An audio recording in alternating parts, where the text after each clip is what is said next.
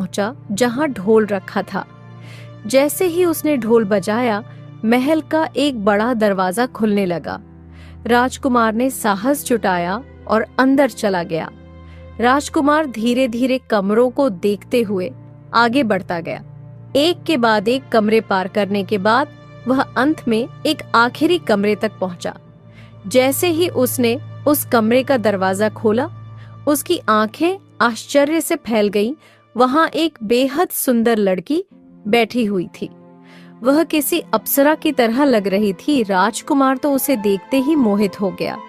फिर लड़की ने पूछा, तुम कौन हो? मैं एक राजकुमार हूं, लेकिन तुम कौन हो? मैं एक राजकुमारी हूं। मैं अभी तक कुंवारी हूं और मैं शादी उसी से करूंगी जो मेरी एक पहेली सुलझाएगा। अगर पहेली सुलझा देगा तो ठीक है, लेकिन अगर उत्तर गलत हुआ तो मेरी दूसरी शर्त यह है कि उसका सिर धड़ से अलग कर दिया जाएगा।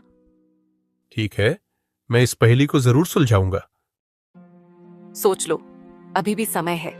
तुमसे पहले भी बहुत से राजकुमार आए थे, लेकिन कोई भी मेरी पहेली हल नहीं कर सका। बहुत लोगों के सिर कटवा चुकी हूं मैं। कोई बात नहीं, मैं राजा का बेटा हूं। मैं जरूर ही पहेली सुलझा लूंगा। ठीक है, यहाँ एक बर्तन रखा हुआ है। इसमें मैं पानी भरूंगी।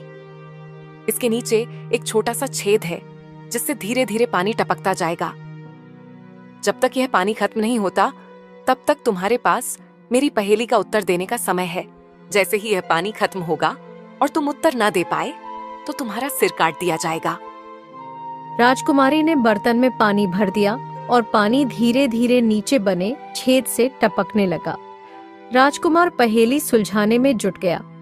उसने बहुत दिमाग लगाया, हर पहलू पर सोचा, लेकिन कोई सही उत्तर नहीं सूझा। समय बीतता गया और पानी धीरे धीरे कम होता गया। राजकुमार की चिंता बढ़ने लगी, लेकिन फिर भी वह उत्तर नहीं ढूंढ पाया। अंततः बर्तन पूरी तरह खाली हो गया। जैसे ही पानी की आखिरी बूंद गिरी, राजकुमारी ने बिना किसी भाव के कहा, तुमने समय पर उत्तर नहीं दिया। अब तुम्हें अपने किए का परिणाम भुगतना होगा। यह कहते ही राजकुमारी ने तलवार उठाई और एक ही वार में राजकुमार का सिर धड़ से अलग कर दिया। राजकुमार के तीनों भाई महल से दूर इंतजार कर रहे थे। वे घोड़ों के पास खड़े होकर छोटे भाई की राह देख रहे थे। समय बीतता गया, लेकिन छोटा भाई लौटकर नहीं आया। जब बहुत देर हो गई तो तीसरे